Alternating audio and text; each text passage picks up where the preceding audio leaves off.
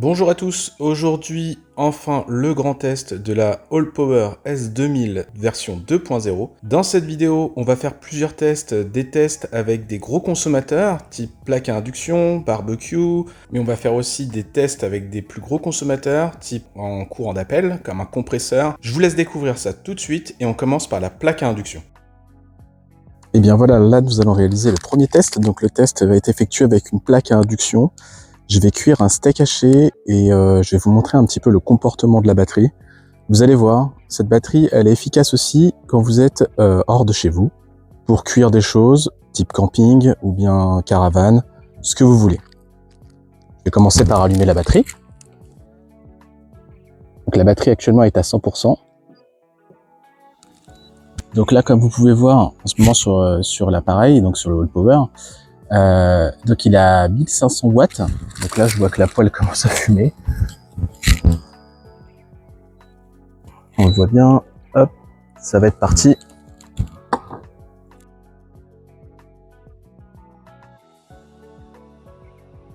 Alors, ce qui est assez intéressant sur la batterie actuellement, c'est qu'on peut voir que là, il y a 44 minutes de cuisson. Alors, je ne sais pas si vous voyez très bien, mais ici, il a indiqué 44 minutes. Donc ça, c'est le temps d'autonomie qui reste à cette puissance-là. Bon, évidemment, pour cuire le steak haché, je ne vais pas aller aussi fort, sinon il va finir carbonisé.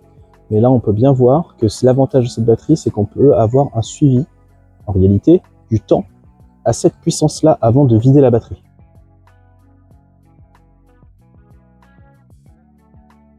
J'ai baissé la plaque à induction, donc on voit que en fait ça oscille au niveau de la puissance. Là, c'est à 1264 watts. Maintenant, ce qu'on voit, c'est qu'il reste 50 minutes d'autonomie, étant donné que j'ai baissé la puissance. Donc on voit bien qu'il y a toujours l'autonomie qui est bien annoncée.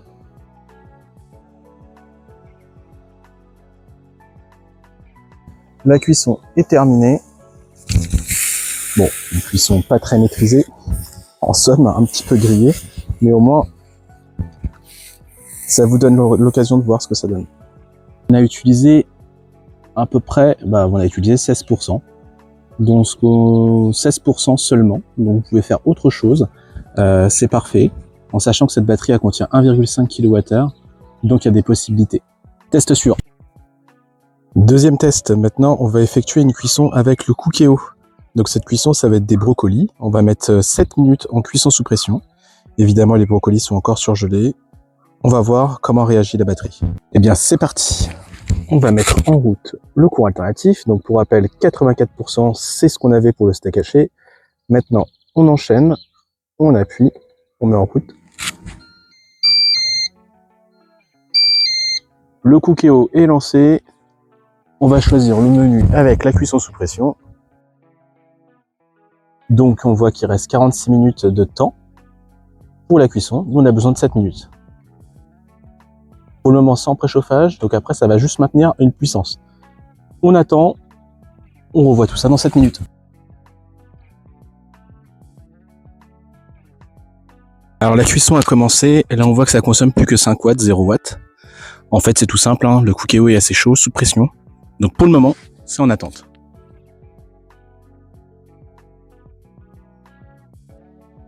Donc là, en fait, il reste 70%. La cuisson est terminée. Donc on vérifie. Et oui, les brocolis sont bien cuits. Hop. C'était pour l'exemple, donc j'en ai pas mis beaucoup. Voilà. Quelques brocolis juste pour tester. Tout est OK. Maintenant, on va passer à un test un petit peu plus lourd, un petit peu plus gros pour la batterie. Un test qui va la mettre vraiment dans ses retranchements. C'est parti. Comme vous pouvez le voir, un beau barbecue électrique, et je peux vous assurer que ça, c'est du barbecue électrique. On n'est pas sur le petit modèle. Là, c'est du Weber. Et alors là, ce qu'on va faire, on va pas faire cuire quelque chose, on va le mettre en chauffe et on va voir comment la batterie réagit. Donc là, évidemment, il est froid. Donc c'est parti. Là, pour le moment, il est à 10 degrés. Il est bien froid. Alors là, la batterie, elle tient très bien, 1700 watts. 1687 watts. Donc là, on a une demi-heure de cuisson. Il nous reste une demi-heure. Alors pour rappel, on a cuit le steak haché, on a cuit les brocolis, Et là, on se fait le barbecue électrique. Il va être en préchauffe, on va voir le résultat une fois qu'il va être à température. C'est parti.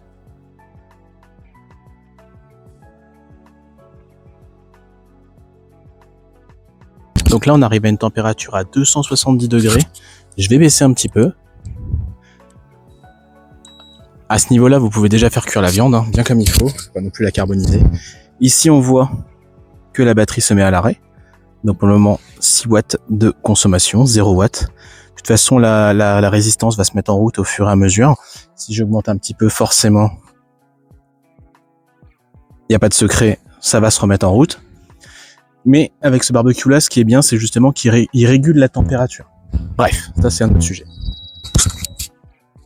Là, on ouvre, on peut voir qu'il est bien chaud, ça y a pas de doute. À ce moment-là, vous pouvez mettre la viande. Donc le test est un succès. Vous avez à peu près 30 minutes maintenant de cuisson avec la batterie. Et pour rappel, quand même, on a quand même fait le cookéo pour faire une cuisson des légumes. On a fait la poêle pour faire cuire le steak haché. Maintenant, on enchaîne par la cuisson au barbecue. Franchement, très clairement, cette petite batterie, elle tient. Donc c'était pas terminé, on va lui faire un test avec un courant d'appel. Donc pour faire un test avec courant d'appel, on va utiliser le compresseur, puisque le compresseur est un moteur qui va demander beaucoup de puissance au démarrage. C'est parti. Donc là, on va effectuer le test avec le compresseur. On va le mettre en route, on va voir comment réagit la batterie. C'est parti.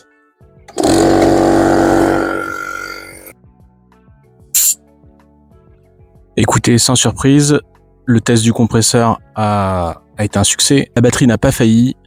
Elle reste encore à 40% malgré toutes ces petites choses que l'on a fait. Maintenant, on va refroidir le barbecue pour éviter de le ranger tout chaud. Et on passera au test intérieur.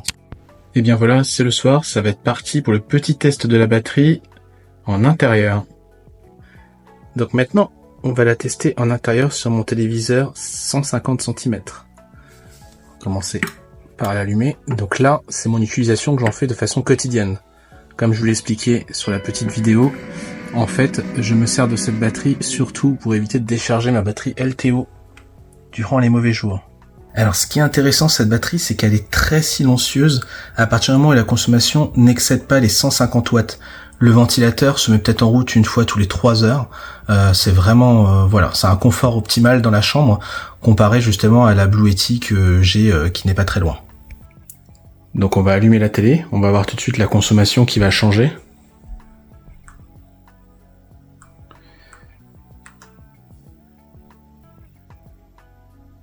Voilà, donc là c'est parti, donc en sachant que je ne l'ai pas rechargé depuis tous les tests que j'ai fait en journée, donc on voit qu'ici il est indiqué avec la consommation de la télé qu'il va rester 3h45 encore avec 40% de batterie.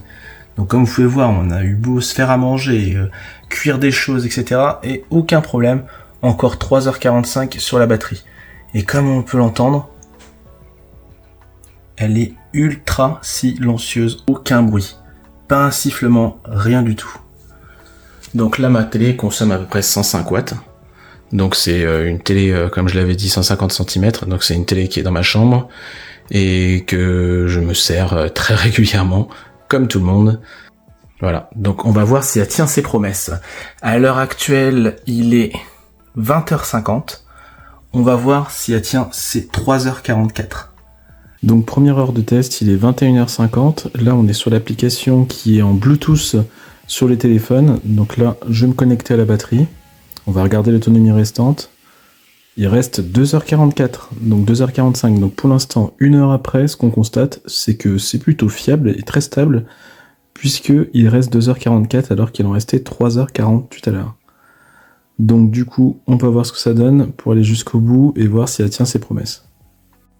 Alors, il est 22h54, on va pouvoir regarder combien il reste d'autonomie. Donc il reste 1h44, 1h43. Donc vraiment, on voit une stabilité au niveau du compteur qui est exemplaire. Hein. Si toutes les batteries pourraient être pareilles, on va aller jusqu'au bout. Là, pour le moment, la télé consomme toujours 105 watts. On voit que ça oscille à 1h43, 1h44. C'est parti, on va regarder pour la suite. Alors, nous revoilà à 23h50. Il reste encore 48 minutes. Franchement, très honnêtement, au top. Les données sont bonnes, toujours 104 watts, 105 watts au niveau de la consommation de la télévision, 48 minutes en durée d'autonomie restante à 23h50. Voilà, on va s'arrêter ici pour ce soir. On va prendre demain, donc dans un instant pour vous, les tests sur USB et les tests extérieurs. Alors nous allons poursuivre sur les tests, et cette fois-ci sur les tests sur les ports USB. Donc pour rappel, ici il y a 4 ports USB. Vous avez 2 types USB-C. Donc pour commencer, on est toujours à 8%, malgré la soirée d'hier, malgré tout ce qu'on a effectué, les cuissons, etc. Là, on va activer le courant continu, ce qui active toutes les prises USB, et aussi la prise allume-cigare. Alors la prise allume-cigare, c'est quelque chose que je ne vais pas tester. J'ai du matériel à la limite, on pourrait la tester, mais bon, ça reste une simple prise d'allume-cigare. Là, ce qu'on va effectuer, c'est qu'on va effectuer les tests avec ce petit appareil. Donc ce petit appareil, c'est un appareil qui permet de mesurer exactement l'intensité et au niveau des watts, évidemment, la puissance que la prise USB arrive à sortir. On va utiliser un câble assez renforcé. L'idée, c'est de pas faire de perte pour pouvoir voir exactement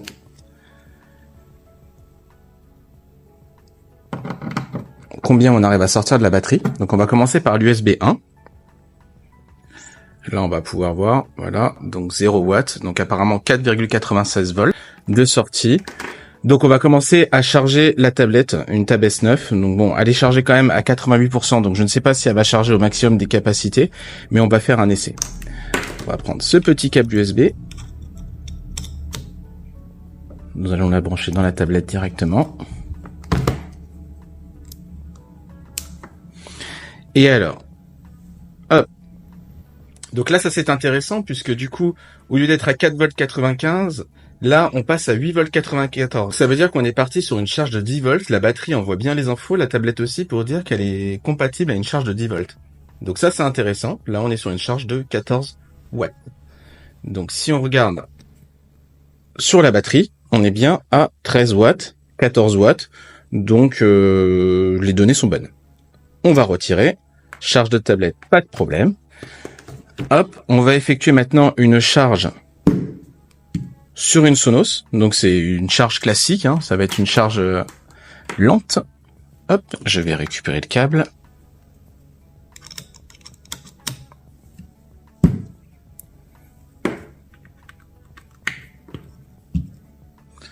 Donc sur la Sonos, là on voit, hop, ici, là on voit qu'en fin de compte on reste sur une charge à 5 volts. Donc 2 ampères, donc les ports tiennent bien la promesse puisqu'ils sont à 2 ampères.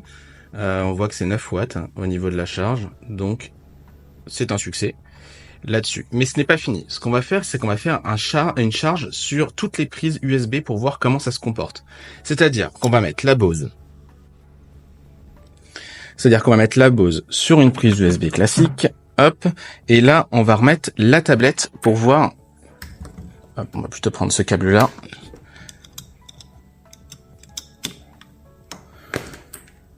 On va mettre la Bose sur ce câble USB-C. Et ici, la tablette là-dessus. L'idée est de voir si on a bien une charge indépendante sur chaque port USB. C'est-à-dire une charge de 5 volts sur celle-là et une charge de 10 volts sur la tablette. Le résultat est qu'effectivement, il y a bien une charge de 10 volts sur la tablette, tout en chargeant un appareil de 5 volts. Alors c'est quelque chose d'important, parce qu'il peut très bien y avoir des ports USB qui ne sont pas indépendants. Il pourrait y avoir une batterie où chaque port USB, en réalité, c'est juste un peu comme ce style-là, c'est juste simplement une multiprise USB. Mais là, non, on est vraiment sur chaque port USB, donc détaché du système. Donc là, on peut voir 21 watts, forcément, puisque là, on a 14 watts, plus les 8 watts qui sont là-dessus, donc à peu près 21 watts. Donc on va débrancher tout ça. Tous les périphériques USB ne posent aucun problème pour charger les périphériques en USB, que ce soit en 10 volts ou en 5 volts. Évidemment, charge classique, si je charge une montre connectée, bon, a priori, de toute façon, c'est un test, voilà. Je pense qu'il n'y a aucun problème. Si je réactive, c'est mieux. Voilà, aucun souci. De toute façon, ça, voilà, une consommation d'1 watt, c'est ridicule. Une montre connectée, ça consomme vraiment pas beaucoup. Donc ça, aucun souci. Maintenant, on va prendre un ordinateur portable en USB-C direct. Donc le test de l'ordinateur portable, câble USB-C. on le branche directement sur l'ordinateur portable. Donc de plus en plus d'ordinateurs portables maintenant sont sur le marché avec un chargeur USB-C. Donc là, on va voir comment ça va fonctionner. 25 watts, 6, 7, 14, 45. Donc là, ça oscille, 58. Donc écoutez, tout se passe bien.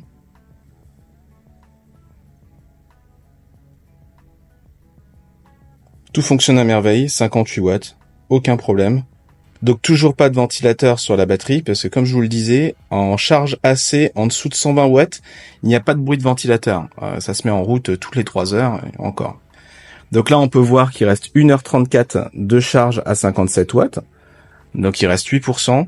Donc ce que je peux vous dire, c'est que cette batterie, visiblement, elle est costaud. Ces ports USB en résumé sont tous dégroupés. On peut très bien faire la charge de 5 volts ici, 10 volts ici, aucun problème.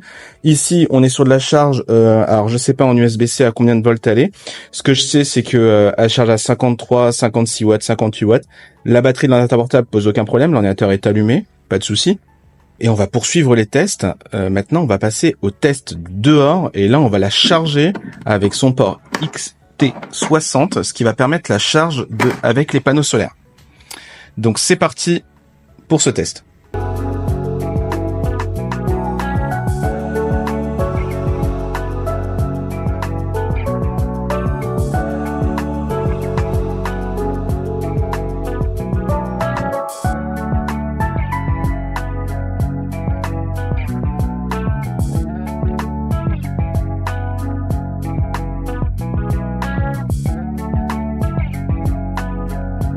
Donc là maintenant on est en extérieur, on va faire un test pour la recharge avec panneau solaire.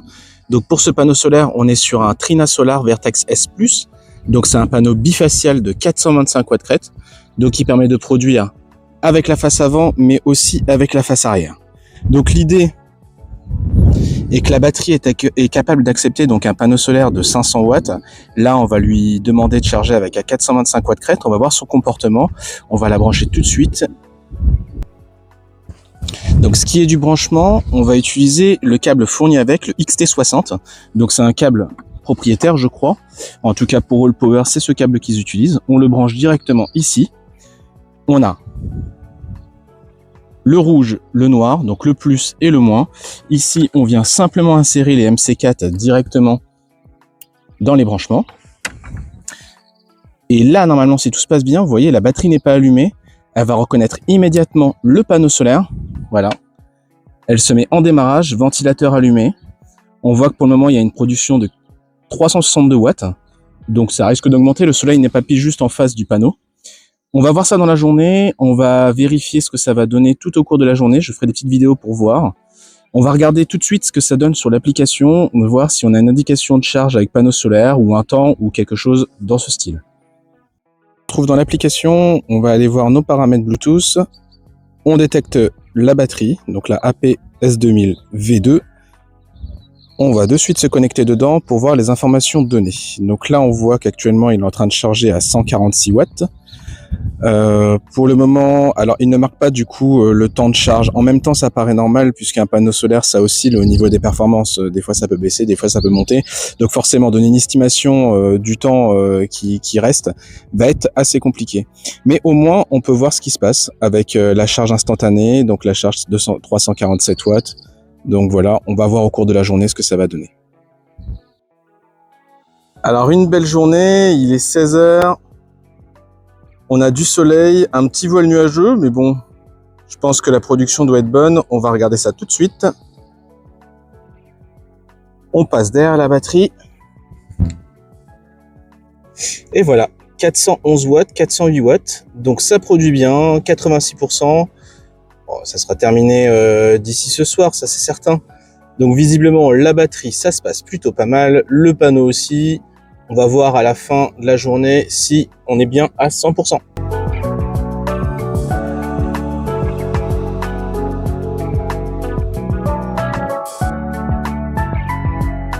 Petit retour, on va regarder ce qui se passe. Il est 16h45. Donc la batterie est en fin de charge. 299 watts, 300 watts. Elle est à 100%, donc j'imagine que les cellules sont en train de se rééquilibrer. On va voir ça, on va voir comment ça se passe tout à l'heure. Donc toujours du soleil, il est 17h.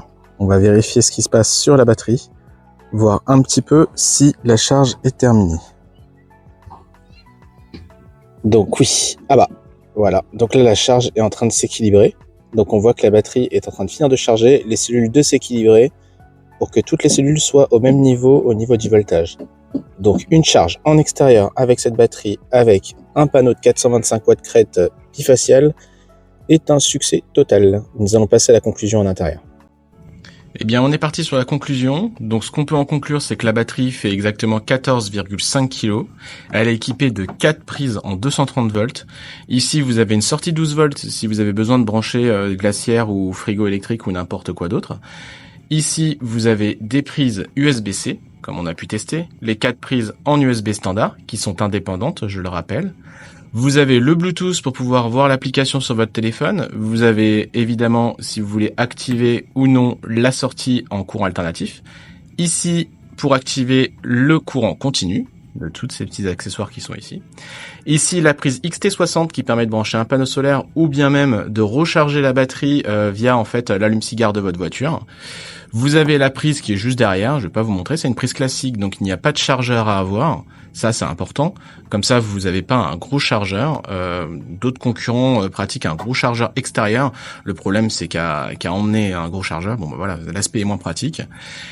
Elle fait 1,5 kWh, donc avec ça, vous pouvez stocker quand même pas mal d'électricité, hein, comme on a pu faire le test. Alors, c'est une batterie que je dois dire lithium-ion, donc on n'est pas sur du lithium fer phosphate. L'avantage, c'est que en grand froid, ça fonctionnera. Par contre, le désavantage, c'est que ça a 2000 cycles. Enfin bon, 2000 cycles, vous le voyez quand même venir, comparé au LiFePO4 qui eux ont environ 5000 à 6000 cycles. Par contre, du coup, en point positif, c'est qu'avec cette batterie à 1,5 kWh, vous êtes qu'à 14 kg étant donné que c'est du lithium-ion. Pour rappel, le lithium-ion a une densité de stockage au kilogramme qui est plus élevée que le LiFePO4. Voilà, une batterie costaud, robuste dans le temps. Moi, je l'ai déjà depuis des mois. Je m'en sers régulièrement. On a eu la période hivernale, donc je l'ai beaucoup déchargé et beaucoup rechargé. Je n'ai vu aucune perte. Alors, l'affichage avec le petit compteur au niveau des heures, selon la puissance qui est en décharge, est vraiment très pratique. Vous savez au moins à quel rythme vous déchargez la batterie. On a pu le voir, il est extrêmement stable.